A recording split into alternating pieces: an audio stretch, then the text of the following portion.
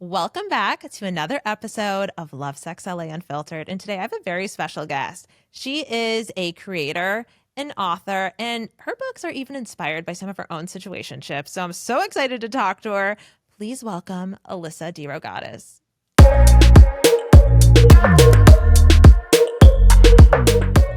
So Hi. nice to see you. Thanks for having me. Oh my gosh, thank you. I feel like my whole podcast and like your brand and your books like align so well together. So I'm so excited to have you on. I know, me too. So I start every episode with a game called Date or Ghost. Basically, I give you a scenario, and based on that scenario, you tell me if you would date that person or ghost that person. I love this. He says he doesn't believe in labels, Ghost. right? Ugh. And like sometimes in these situations, I'm like, when I'm playing this game, I'm like, I would ghost him. I would not put up with that. And then sometimes in real life, I'm like, ugh, I'm a Yeah. sucker for some of these toxic. Old me would have dated him, but like the new, healed version of me is like, got a ghost. I love that. I love that. We're in our healing era. Mm-hmm. Love it. Okay. He still talks to his ex. Also ghost. That's a hard no for Right? me. Yeah. It's a hard no for me too. Yeah. Like, okay, maybe there's situations where like the person, maybe they were friends before or something, but still I'm like, feels like a form of cheating for me. I don't like it. I agree. I am for the saying that's like you can't get everything from one person, but for me, like I don't think I could be friends with an ex if there's like unresolved feelings there. So I don't think I would trust if like my partner was doing that. So true. So true. And I struggle to believe that a lot of the time men can be friends with like women. I mean, I know that's like kind of a hot take, but like, I'm like, I feel like men want to sleep with any like girl space friend that they have, right? Like, I do. So I'm like, what are you thinking about when you're with her or talking to her? I feel the same way. I used to say guys and girls can be just friends, but then I got feelings for every guy friend I've ever had. So I'm not on that train anymore. Right. Right. And you're like, if I can't do it, they sure as hell can't do it. Right. Mm-hmm. Especially because I'm always So hotter true. than them. So So true. It's so true. Okay. He says he was so hurt by his ex that he doesn't know if he can ever trust anyone again. that situation, I want to say date, but like he sounds like he needs to go to therapy.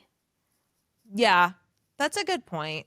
I feel like, I don't know if you're like this, the fixer in me. I'm like, I can fix him. I can heal him. Yeah. But then I'm like, you're right. He probably needs to go to therapy, and I am not a therapist. Yeah. I think if it's like gonna hinder like us moving forward, then maybe ghost. But I think that in that situation, I feel like if you have open and honest communication and he's willing to put in the work, I'd be more willing to see. Yeah, like maybe if it was like he was being vulnerable about it and just being honest where he's at, I could see it. But yeah, I totally agree with what you're saying. There's some like self work that needs to take place for sure. Mm-hmm. He lives in another city. I date. Yeah, I would date too, I think, if I like them enough. Yeah. It would depend on how Right. far away, also how much money he has. Like, am I paying for every plane ticket or is like, like there's a lot of factors that goes into that. And can I trust him? Because if I can't trust you, I shouldn't be dating you, but definitely not long distance. Yeah, I mean, that definitely complicates things. But you're right. Like, where are they at financially in their life? And where are they? Can you trust them? I agree. I agree. Yeah, it's kind of a gray area, right? Like, it's kind of like, it depends on the situation. Yeah. Totally. Okay, he says he can't commit unless he takes it for a test drive. Like sleeps with me. Yeah. Dates. I mean, I don't think I would date someone if I haven't slept with them before. Like, I think I need to kind of Interesting. see. Okay. For me, that plays a big role, like sexual chemistry, attraction. Sometimes I'll sleep with someone and then never want to see them again. So that's like it's a really telling thing for me. That is so funny. Okay, so that one we're dating. We're dating that one. Okay. You have amazing chemistry, a great connection with this person, but you introduce him to your family and friends and they just don't like him. Ugh, I probably would date him still, and I hate to say that. Is there a certain like friend or family member that like if they were like, I just don't trust this guy, there's something about him, that you would take it super seriously, or you just kind of like see where it goes? I think I would still see where it goes, but my best friend, I feel like she has a pretty good radar for things, but I've definitely said Yeah. that to her before, and she's still dated people for years. And then unfortunately, I'm proven to be right. So sometimes you just have to learn the lesson yourself. That's true. Sometimes you have to learn things the hard way because you can't learn from other people's lessons, right? Hmm. So I totally get that. And like, okay, so I don't know, do you have siblings or sisters or anything? Yeah, I have a younger sister. Okay, so you get it. So I have three younger sisters, and like, there's so much of the time where I'm like, what are you doing? Like, he is not for you. But then I like my own situation. I'm like, I should take my own advice. Yep. Like, it's so easy to give advice, right? But like, you don't always take it. Yeah, and being the oldest sister, like I don't listen to her advice. Like I'm like, no, I know better than you. Like you should take mine. Right. Exactly. Like, do as I say, not as I do. Hmm. Right. I love that That's saying. the motto. That's the motto. That's so funny. Okay. You've been going out for the last few months. You know his friends, all that, but he hasn't defined the relationship. I have a 3-month rule now. After that situationship Okay. that I was in, I really feel like if by month 3 you guys haven't defined the relationship, something has to Yeah. change. That's a So good number, I think, 3 months. I think that's a good number because you can kind of gauge where you're at with someone and you kind of know them a little bit by then, right? At I, least more than like if it was just like a month. yeah, and I also think like well, okay, if we haven't defined the relationship, maybe we're not dating exclusively, but like I'm not talking about dating him for 3 months, but also dating other people. Like for me, I think I would like want to just be seeing that person for 3 months and then get to the point. I don't think I would date or ghost. I would have to have the conversation. And if they didn't want to define the relationship, then I would ghost. Yeah, I think that's smart. I think that's a good point. That's a good point. Yeah. I think that yeah, I think it could be a gray zone, but like you said, I think 3 months is a good number because, like, kind of by that 6 month mark, don't you kind of feel like people's true colors come out by then? So you kind of know, like, 3 months in, you're like halfway there. Yeah, but 6 months, the earlier the better for me. Like the more time that I spend with Yeah. someone, the worse it is for me to get out of. And it takes me like longer to have that conversation because I'm like, well, I'm already this far in, like, and I've been there one too many times. 6 months for me, that's a long time. I'm also Yeah, no, almost that's too 30. long. Yeah. So I'm not trying to No, waste that's six too months with long. anyone. Right. No, literally, literally. Oh my gosh. Well, that was our icebreaker game. Thank you. That was so fun. So fun. So I kind of want to talk about situationships because that's what your book, Call It What You Want, is about, right? And it was inspired by a real situationship of yours. That's what it was inspired by. That was your muse, right? Hmm. What's a writer without a muse? So, what in your mind, like, what makes a situationship a situationship? To me, it's like kind of like it's a chaotic relationship without the label in a sense, right? So, how do you define a situationship? Yeah, I would say a relationship without the label. When I was in my situationship, we didn't have the word situationship. So I remember my parents' Really? friends. Yeah, it was 20, like 18-ish, like that Yeah. era. So people would call it friends with benefits, and I used to get so offended. I was like, no, you guys don't understand. It's more than that. But like, yeah, a situationship. I love the saying that's like a situationship is a situation to one person and nothing to the other because it's so Yeah, true. that's a good point. That's a good point. And it's funny. Yeah, you're right. That's kind of like a newer term, isn't it? Hmm. Like with TikTok and everything, it came about, it seems. Yeah, you're right. It was like friends with benefits, which is so funny. But I feel like a situationship is almost like more than a situationship's more than friends with benefits. Because I feel like when I've been in a situationship, like there is like that connection there, and there is like that almost like you're going out with them dating aspect, right? It's not just like some booty call, but yeah, but it's just not, you just don't have that label on it. You know, they're still swiping on Raya and Hinge, and you're like watching them follow girls on Instagram. Hmm. And it's like, how did we get here? How did I get swept up in their emotional tornado, right? Yeah, because you always think it's going to lead to something more, and it likely never Yes. does. So true. And I think that's the thing. I think, like, I know how I've been in situationships, and like you kind of hold on hoping like, okay, if I just keep going, like I hold out, like they'll eventually commit, right? And it never really comes into fruition. And I've seen like, okay, the rare exceptions on like TikTok. I don't know if you've seen these where it's like I've ended up with my 5 year situationship and we've been married for 15 years now. And I'm like, that's the exception though. Like that's rare. Yeah, I agree. It's always the exception, or you're always the rule, never the exception. That's the way that I've tried to train my mind, especially even with like all of the like friends to lovers too. Like it can go so many, it can, be related to so many different situations. But I think that I hate to say this, but sometimes I wonder when I see those TikToks, like, okay, could you just not find anyone else? Or did you both just get antsy and settle for like comfortability? Like, Yeah, I agree with that. And I think too, there's probably like part of the story you're missing is like what part of themselves did they have to give up, or did they have to dim their shine in order to, make that work? And maybe in some situations it just worked on its own, whatever. Maybe two people grew up or went to therapy, whatever it is. But like a lot of the time, I feel like I see people who, for situations that are not meant to be, and I watch as like the relationship unfolds and like they put up with things that I could never put up with, like cheating and all these other things. And I'm like, it's just not worth it. There's so many people in the world. It's not worth it. Yeah, but I think the way that you and I think is different than most women. I think most women would rather settle down. Not most, but a lot of like, especially where I live, I'm in the South, so it's very Yeah. traditional. And I think some people would rather, they feel like no man is going to check every single one of their boxes, so they'd rather settle for this one who almost hits it, or someone familiar and comforting. And I don't feel that way. I agree with you. I wouldn't put up with things just for the sake of having someone. Yeah, I agree with you. I agree 100%. I was actually talking to someone on another episode of my podcast, and we were talking about how like so much of the time we ignore that like little pit in your gut, that anxiety you feel with certain people, Mhm. right? And it's there the whole time. Like from like, essentially the beginning, right? Like how you feel with this person, and we ignore it, trying to make things work. Is that how like you were with your situation that inspired your book? Yeah, I saw Jay Shetty had Quinlan Walther on his podcast recently, and she said something similar to that. But that like pit in your stomach, people confuse that for chemistry or sparks, but really it's like anxiety. And like the right kind of love should make you feel safe and calm and peaceful, not like, it's not like this adrenaline rush. And I think there is something to say about having that chemistry in the honeymoon phase, but like I think in these situationships, it's definitely a little bit more toxic and anxiety inducing and intoxicating. Like it's it's exciting and chaotic, and that's why you like want to chase it a little bit because it's fun, but it's like it makes you sick, or me anyway. Yeah. No, like literally. And like you can get like physically sick, I feel like. Like I've Oh, driven myself to like those measures. Like it's crazy. yeah.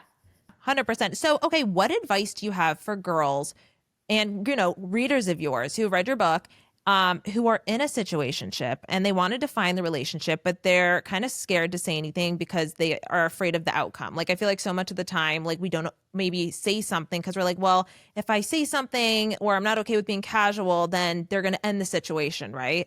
So, like, what advice do you have for girls going through that? So there's a quote in my book that's like, I would rather settle for a fraction of him than like not have him at all. And I felt that the entirety of my 5 year long situationship. And I know that sounds crazy to say out loud. It was on off, so I'm not that insane. But Yeah. I think my advice is if you're afraid, you probably already know the answer and you're just not ready, like you said, to give that up and fully end it. But that's like what you need to do. There's no Yeah. moving forward if you're going to just stand in the same place. So even though that question's really hard and it's tough because every situation's different, but I would, maybe it's harder to say it in person, and sending some sort of a text and asking people, like it's Yeah. always going to benefit you in the long run, even if it's losing something like that wasn't meant to be your person anyway. And you'll just now get one step closer to finding the person you're supposed to end up with, is the way that I look at it. Yeah, 100%. I agree 100%. I think that's a great way to put it. So, okay, so we kind of touched earlier on your book, Call It What You Want, was inspired by a real situationship you were in. So, does that situationship know about your book? Yeah. I love it. I love it. Did you send him a copy? No, we were like sort of friendly when I decided to write the book. And Okay. again, like I said, it was 5 years. So you can imagine like it was a very long chunk of time. We were big pieces of each other's lives. And we did date for a year during college, met each other's family. So like a little bit of an unconventional situationship. It was almost like backwards, like dated at first, then broke up, and then we just fell into this. We're not ready to fully break up yet, so we'll just stay in this in between era. And that was how Yeah. our situationship was kind of born. So we had a lot of respect for each other and saw each other through a lot of big life moments. And when I decided I wanted to write something, I reached out to him just to kind of be like, hey, this is what I'm doing. Like, and he was really supportive and just said, if, that's going to make you happy, then I'm happy for you. And we had like an understanding that none of our private like family history, or like while Yeah. it's inspired by, it's still fiction, and I wanted to respect both Right. of our personal lives, but also our relationship together, because even though it ended, like it was special to me at the time. So yeah, he knows Yeah. about it. I think years later, I don't think anyone expected for it to do as well as it did. And I think it was just like he thought it was a passion project. And now I've sold over 100,000 copies and we still live in the same Wow. city. We have similar friends from college. Yeah. And I think at this point, he probably just hopes I move away or like this like yeah, I think he's probably tired of it, but So funny. at the beginning he was definitely supportive. That's like my number one asked question. Wow. Wow, that's great though, because I feel like it's hard sometimes. Like you fall out with like a person that you were involved with and like it's not as cordial. So that's cool that you guys were like that. Does okay, so wow, 100,000 copies. So that's amazing. Congratulations. Thank you. What made you decide to write your like okay, so obviously it's inspired by real, feelings and maybe events and a real like muse or person. What made you want to write this as a fiction piece of work? I was reading a lot of romance at the time. It was summer Yeah. 2022, and I was big on Emily Henry and Carly Fortune. And I think The Summer I Turned Pretty had just announced it was going to become a TV adaptation. So I was like, oh, I have to read Yeah. all these. And I hated the endings. Like I was not far enough removed from the relationship to imagine my happily ever after with someone else. I just kept imagining him coming back and being like, we're going to make it work, especially when you're reading a second chance romance. It was like the beginning of the romance novel boom.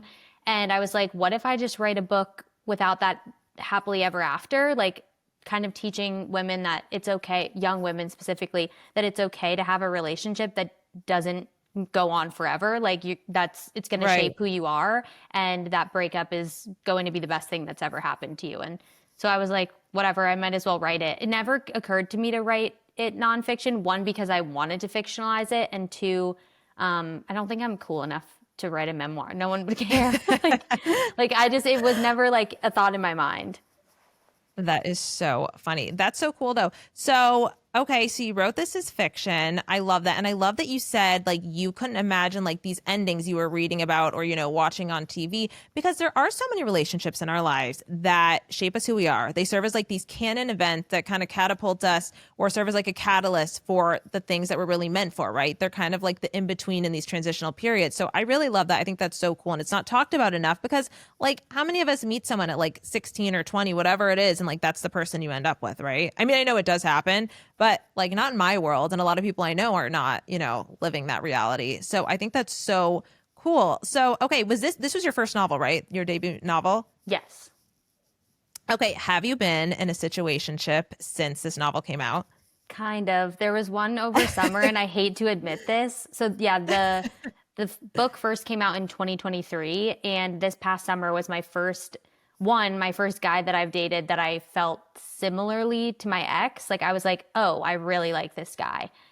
Yeah. And it was almost like, I don't know if I'm not super religious, but as if God was like, okay, let me test, like, see if she's, grown or changed. And like, Yeah. and he put this person in my life, and I could have gone down the same exact path. But eventually, we had the conversation. He actually, yeah. So backtracking it a bit, was sort of in a situationship, but it was a lot different. There weren't as many deep feelings there, but I could sense like if I had continued down that path, it could have gone there. Luckily for me, this guy was way more mature than my ex, and he was the one who said, hey, I feel like I'm not ready for a relationship, so we shouldn't keep hooking up. And I said, you know what? At least he had the guts to do that, because a lot of guys would have just Yeah.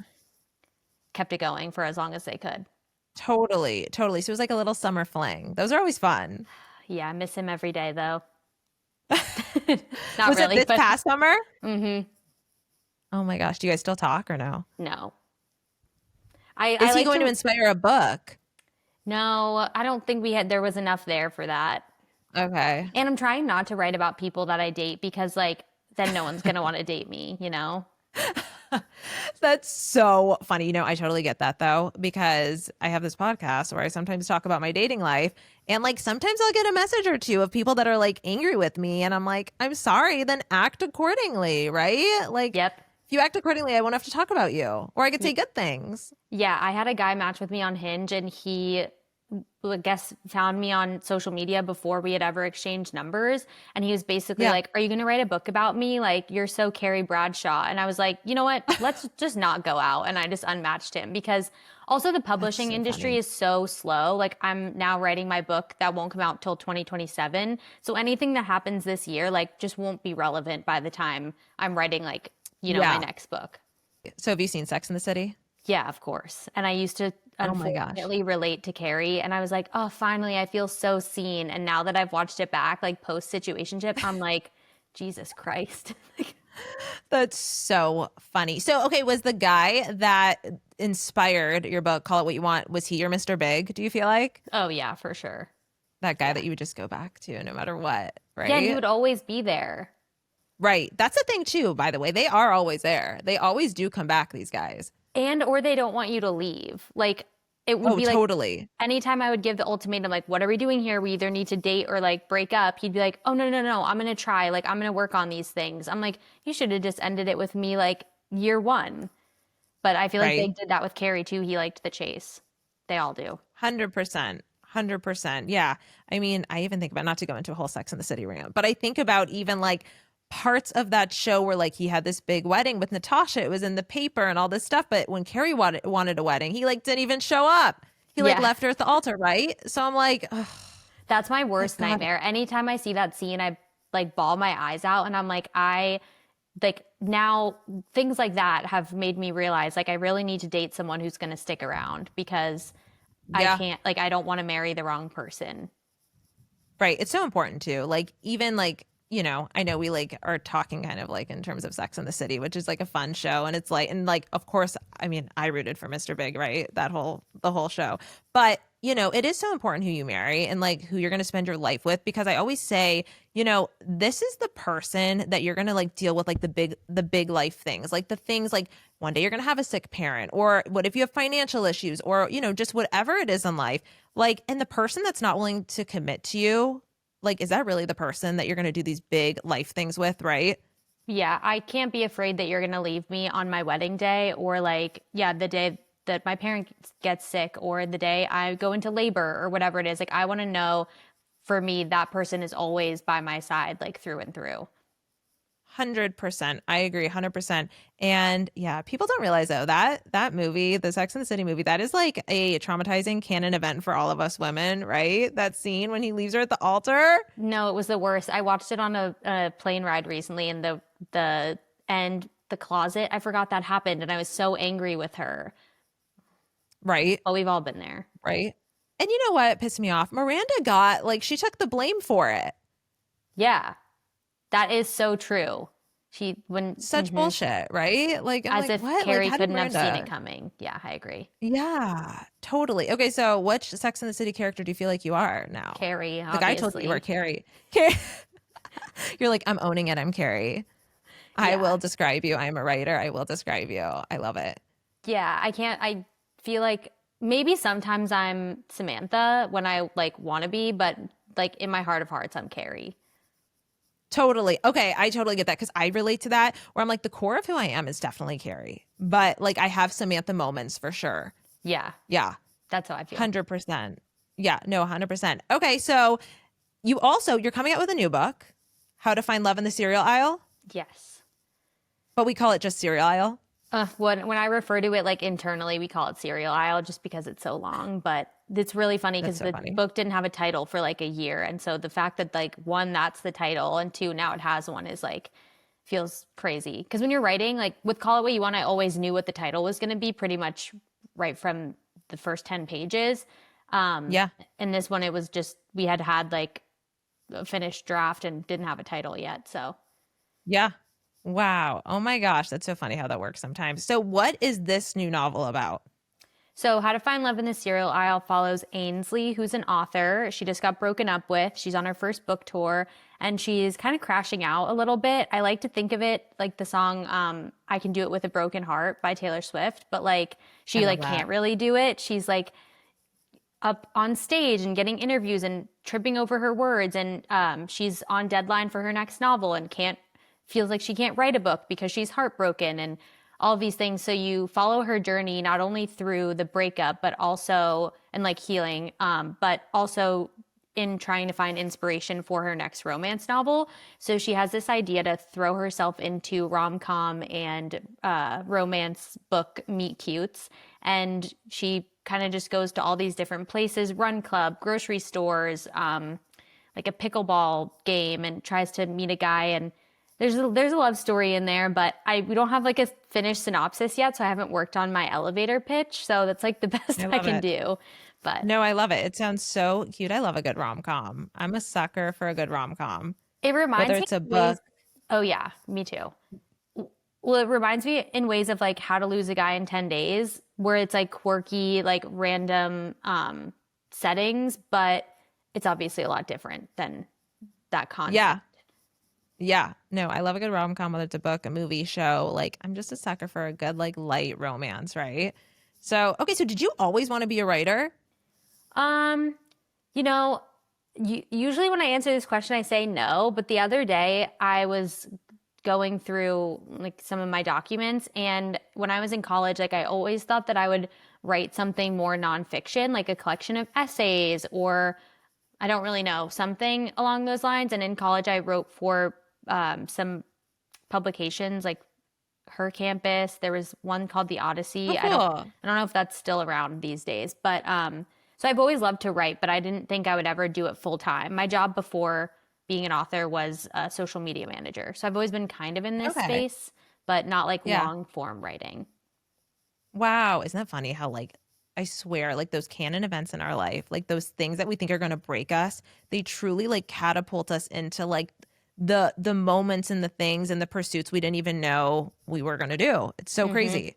Yeah. I Yeah. used to think like, especially right after my situationship ended, I was so mad at myself for wasting 5 years. I was like, our breakup was like the same thing. It was just every year we had one. And I was like, why didn't this end last year? Why didn't it end the year before? And it's because I was meant to do this. Like it wasn't Yeah. going to end until it was ready to end and until I was ready to move on. And I would not change a single thing because of Yeah. like where I ended up and what I did for myself. Totally. Isn't it funny? Like, if these things that, like, we're like, why did I have to go through that? And it's like to get to the next point. So I think those are really powerful moments and like revelations, right? Especially as like an author, which is so, so cool. So, okay. So your upcoming book, How to Find Love in the Cereal Aisle, when is the publishing date? Do you guys have a date yet? August 4th, 2026. Okay. And that's so exciting. And this was not inspired by anyone, this No, one. it was more so inspired by my journey to being or of not becoming an author, but like being an author. Last summer, I did go Yeah. on book tour and it was so much fun. And I think there's something to be said for like your art sort of mimicking your life. And like I look Totally. at writing and creating, and I'm wondering if you can relate to this too, as like a way to not only like keep a digital diary of my life, but like my experiences and your experiences are totally different. So the way that we create one piece of art is going to look so different. So I wanted to put, you know, I'm always going to put my own life into my work. It's just going to maybe look Right. different. And I thought the book tour experience was really fun and something that's pretty unique. Like, not even every author gets to go on book tour. So I was like, how can I have this kind of set the stage for a novel? And then That is so cool. I sort of wanted, it's not a sequel. They're both new characters. Like it's a separate book from Call It What You Yeah. Want. But where Call It What You Want ends is very much in the like, okay, she's accepting it's over, but you never get to see what happens after that. Whereas this book kind of gives you that next like level of a breakup. It's Yeah. like, okay, how to get through the breakup, even though it's different Yeah. characters, different time, different plot.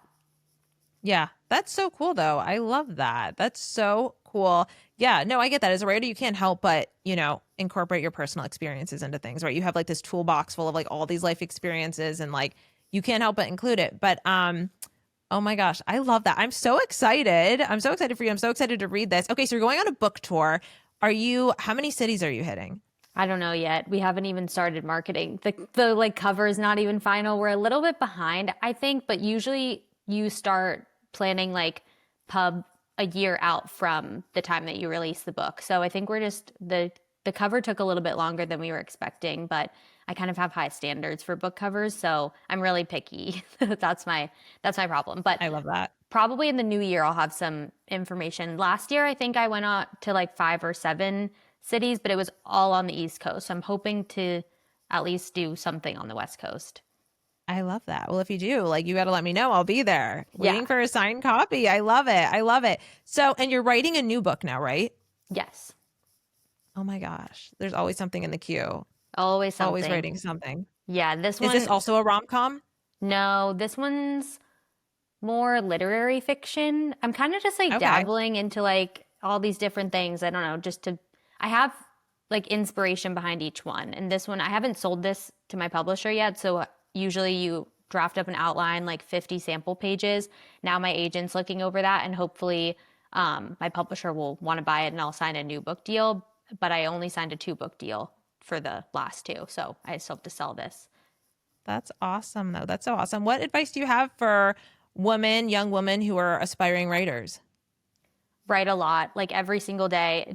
You don't have to work on the project that you're working on, but like write in your journal, start a Substack, write little short stories in your notes app, like literally anything, especially when you have feelings. Like I, half of when I was writing Call It What You Want, I obviously started at the beginning. And then I said, I actually don't want to start at the beginning. Like I'm going through this breakup now. I want to write the breakup part and what happens after that. And I think half the reason that book did so well is because they were real and raw feelings. And I think that if you're feeling something, always write it down because you can use it in later things. But there's no better words than the ones that you write when you're feeling something deeply.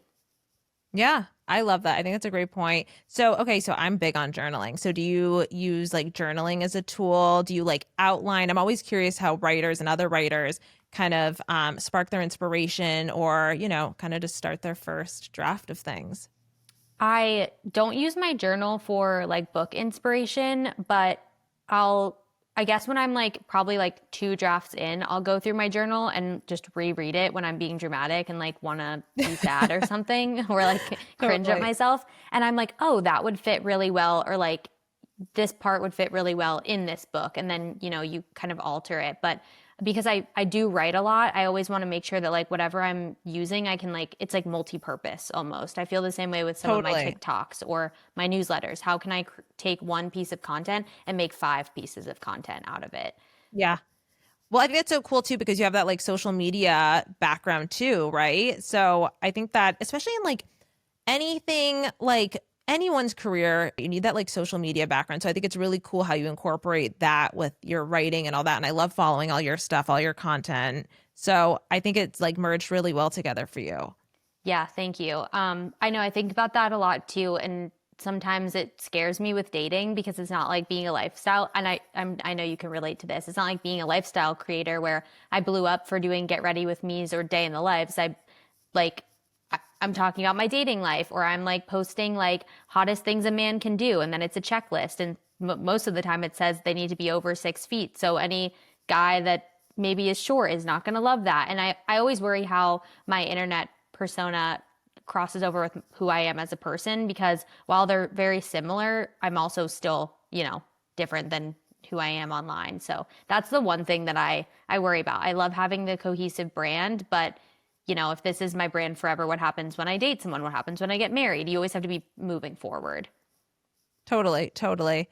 Yeah, and I think with the right person too, they're totally going to appreciate like what you do and respect it. And yeah, because I'm going to tell you, so before I had my podcast, it started off as a dating column, and I would get like messages from guys, either something like, I'm like too scared to date you because like I'm scared you're going to talk about me, or, oh my gosh, can I give you like the worst date of your life to write about? And I'm like, okay, that is like, it's like on one side of the end of the spectrum or another. But yeah, so I totally get that. But I do feel like when you meet the right guy, it's going to be like so easy in a way, like they'll inspire you even more, right? And like you seem like you like to dabble in like other things, like you're working on literary fiction, right? So I feel like you will have like such a vast career, which is so cool. So Thank you. cool. Yeah, but I can relate to that too. Can I give you your worst date of your life so you can post a video about it or so you can write about it? Yeah. My guy friends will do that sometimes too. Like, oh, let me tell you this. And I'm like, no one cares.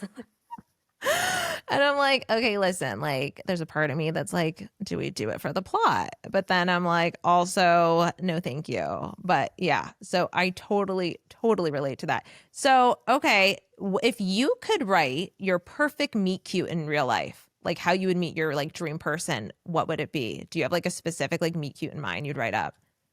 Ugh, I hate to say this, but like I think my dream meet cute is like a friends to lovers arc. And this is the problem. I've had like close guy friends that I didn't ever pay attention to way back when. Yeah. And then like the closer you get, you're like, well, they become more attractive to you because you know them emotionally or as a person. And my therapist and I talk a lot about this. There's like one guy in my life that's a guy friend, and we have like the physical connection, and then like, friends with benefits type deal. Then there's like another guy I've had in my life that we have the emotional. She's like, you need to find them both in one person. Like, stop, like, because Right. Yeah, it can be hard. yeah, that's the problem. So I would say, yeah, that's probably like my dream meet cute, but like my day to day, like, I don't, like if I were to pick somewhere that I would meet someone in Charlotte, North Carolina, like unfortunately I'm gonna have to say probably a bar. But like he has Yeah. a funny pickup line or like something like Yeah. that. Like I don't want to meet a guy in the bookstore. Like if I do run into you in the bookstore, you're probably not my type, unfortunately. That is so ironic. I love it. I Yeah. love the irony of that. That's hilarious. Oh my gosh. Well, I feel like we're manifesting for you right now. We're manifesting, we're like speaking aloud, like you are going to like randomly have this friend that you fall in love with out of nowhere. And you might know them right now. No, And that's, my no, therapist no guy friend. is gonna hate that one. No, no, I'm kidding. Maybe.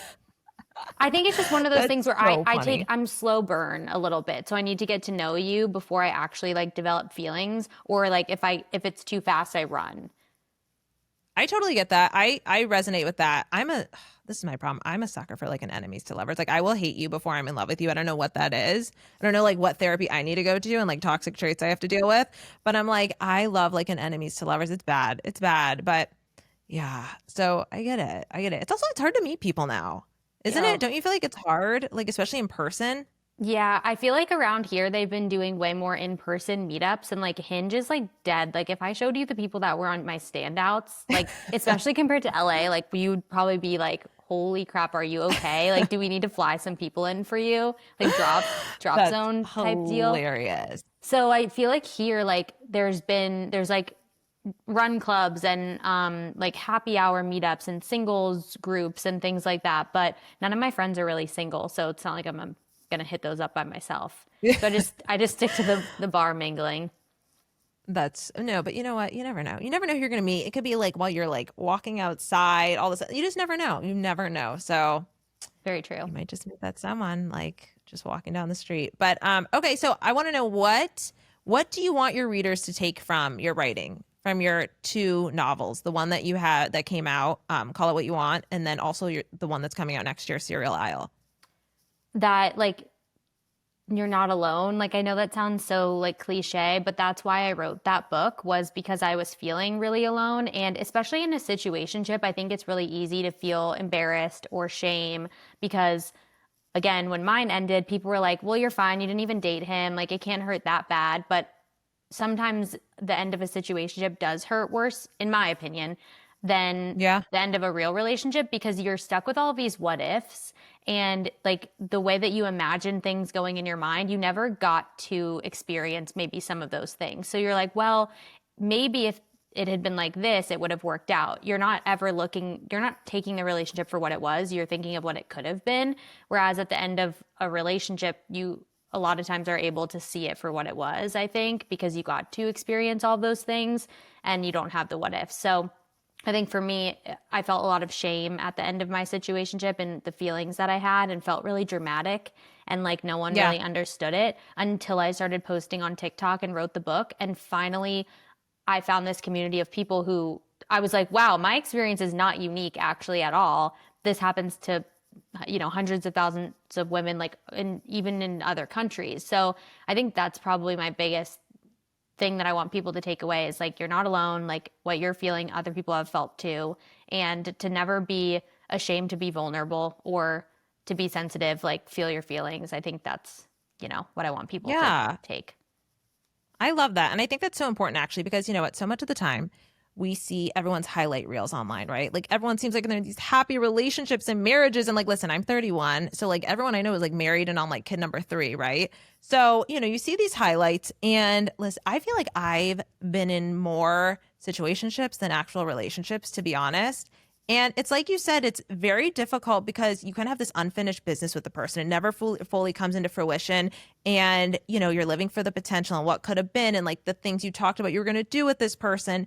And I think also you never really get a chance to see all their flaws because you're never fully with them in a sense. So like it's easier almost these relationships if you're in a long-term relationship or something with someone. Like all the flaws, all the good and the bad, right? Like you're kind of like you said, like you're just kind of living for the fantasy and the potential because you never saw what they were really like in a relationship. I mean, obviously there's like red flags or whatever, but you never fully get to see what they're like in a relationship. So that kind of haunts you in a sense because of that unfinished business. Because there's nothing worse than like confusion and feeling like, oh my gosh, this isn't over with this person. Like I didn't get to fully experience this. So I think that makes it really difficult. And I do think there's such a community of people and a community of people that really appreciate your work because it's not talked about. Even in books and movies, we read a lot about like romantic relationships or things being like super serious, like not always about like, that person that you met and things like got to a certain level, but they couldn't fully commit. Like you don't get to see that a lot in movies and books and that kind of thing. So I think people really appreciate that for sure. Yeah. So Two of my favorite movies that I feel like do tell that story well is 500 Days of Summer and Someone Great. great movie. Yeah. Those are two like, And what was the Someone second Great. one? Sorry. Oh, I haven't seen that. Yeah, it's on Netflix. It's I forget what her name is, but Brittany Snow is in it. And then the main actress in Jane the Virgin. I think her name's Gina maybe. Oh, yeah, I know who you're talking about. Is it something Rodriguez or something like that? I think was that who was in it? Yeah, I can't. Yeah, I can't. I don't know her name, but I know her face. But that one's a good one too, especially if you're like right after a breakup. Put that on. Okay, I need to watch that. That's on my list because I'm always looking for something good to binge. It's kind of silly, but like the beginning and end is very like writer friendly. Like you're like, especially if you just come out of a breakup, you're like, wow, this is really hitting. But the middle, they go on like some adventure, and you're almost like, what are they doing? Okay, I need to check it out. Because I haven't heard of it, so I'm gonna add that to my list. I love it. Oh my gosh. So, okay, I wanted to talk like more about like personal too with you. So you live in South Carolina. North Carolina. North Carolina. You live in North Carolina. Are you from there? No, I'm from New Jersey. I kind of. Oh, you are? Yeah, I moved around a little. Are you from up north? Or are you from LA? No. Okay. So my family, I'm from Arizona originally, but I live in LA. I go back and forth a lot though. But my family's all from the Midwest and the East Coast, so I like resonate with that energy for sure. Okay. Yeah, you kind of just feel like you have a little bit of like a northern energy to you. Everyone says that to me. That's so funny. Yeah. So you're from New Jersey. Yeah, I lived there until I was 16, and then we moved to Raleigh, North Carolina, where I finished out high school, came to Charlotte for college, and then have just been here ever since. Oh, nice. Too long. Oh my gosh. Like 10 years, I think. You're like, I'm ready for a move. Where would you go? Where would you move if you could? No, I don't think I would move. I probably New York, but I have 2 dogs and I just don't think that they would do well. And also like my lifestyle, I don't think I could like give it up to like live in a shoebox. Like I don't think I get that. I'm meant to visit New York. I'm not meant to live there. Yeah. I get you like where you like could have a home base and then travel a lot. Your bookstore, right? Yeah, that's kind of what I do. My dogs hate it, but you do what you can. I love it. What kind of dogs do you have? One is like a mix. He kind of looks like a blue heeler, and the other is a cavalier. Oh, nice. Oh my gosh, I love it. So, okay, are you dating anyone right now? No, it's really funny because I actually feel like the best I've ever felt about myself and my life. And I always feel like, usually I feel like my Hinge is like okay, or like my dating apps are fine. But right now I feel like I have all these options and like I'm not interested in like a single one of them. Like I don't think I would give up a night on my couch to go on a date with anyone right now. So if that tells you anything. Oh my gosh. I totally get that. I feel like, okay, are you on dating apps at all? Yeah, I'm on Hinge and Raya. Okay, I'm on Raya. Raya here is like not the same. Yeah, I know. I can imagine. Like, I wonder, are there a lot of people even on it there? I feel like there's probably not. Like, I guess it's maybe not as. I don't know, Sometimes there's like populated? some athletes or like Atlanta is we're 3 hours from Atlanta, so that's kind of more Okay. of a hub. But the like the people that live in Charlotte, like the guys that live in Charlotte that are on Raya, I'm like, why are you on Raya? Like, what do? You work at the bank? Like, like That is so funny. No, 100%. I spent a lot of 2024 going on Raya dates, and I was in a very like toxic situationship with someone that was on Raya, and like he said he was divorced, and come to find out he was not fully divorced. But I'm gonna tell you, Raya, like it inspired a lot of good stories, a lot of good podcasts, a lot of chaos, and I feel like I'm still like kind of recovering from that, and I'm like, I just don't want to be bothered sometimes. Like, oh, yeah, I get it. yeah. That's how I feel with It's Hinge. But Raya, I'm like, I'm on it. Nothing ever happens, but I'm just waiting for the day someone offers to fly me somewhere, and I'm gonna do that for the story. But until then, yeah. I'm just wasting $20 a month essentially. Right. We do it for the plot. We do it Yeah. for the plot. We do it for the inspiration. We need a good muse. I totally get that. That's hilarious. Okay, so I know you're writing another book right now. What do you have any other projects coming up you can share with us?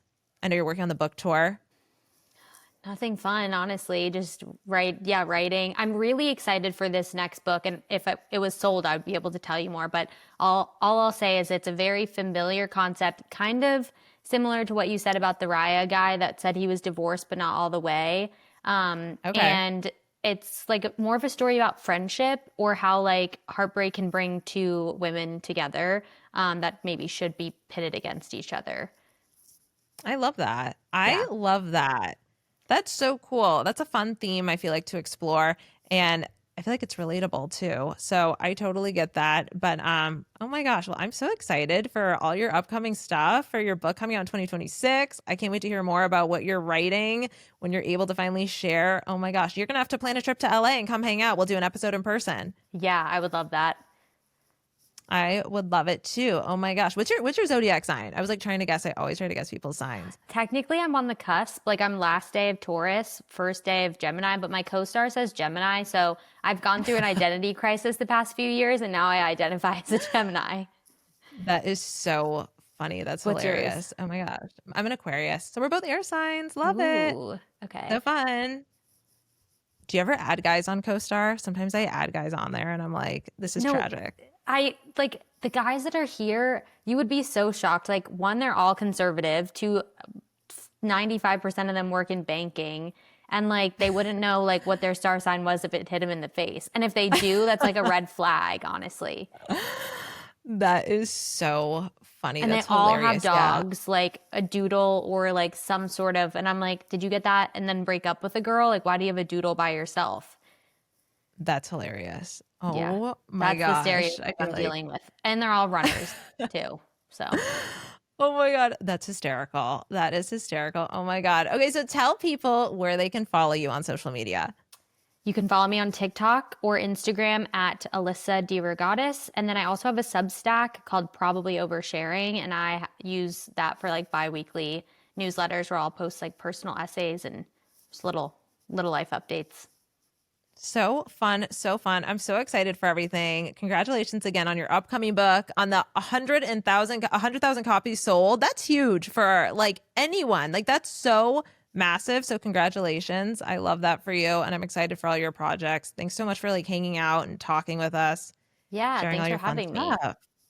Oh my gosh, no, this was so much fun. And like I said, we'll do it in person. Let me know whenever you make it out to LA and we'll plan something in person for sure. And we'll get you on the Raya in LA. Like that might be a little bit more Please. exciting. It's toxic but exciting, right? At least Yeah, it's that's not what I boring. need. I just need one quick hit.